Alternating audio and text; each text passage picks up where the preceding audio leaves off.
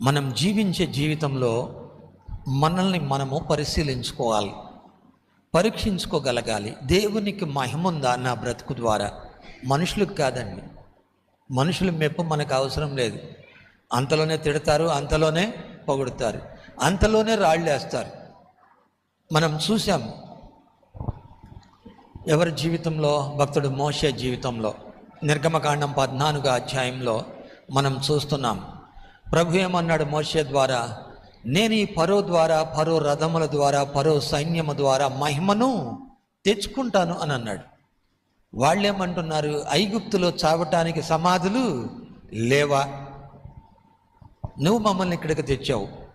ముందు చూస్తే ఎర్ర సముద్రం, వెనక చూస్తే ఫరో సైన్యం. కొన్నిసార్లు ఈ కష్టాల్లో, ఇబ్బందుల్లో ఏమనిపిస్తుంది అని అంటే ఇలాగే వారిలాగే అనిపిస్తుంటుంది.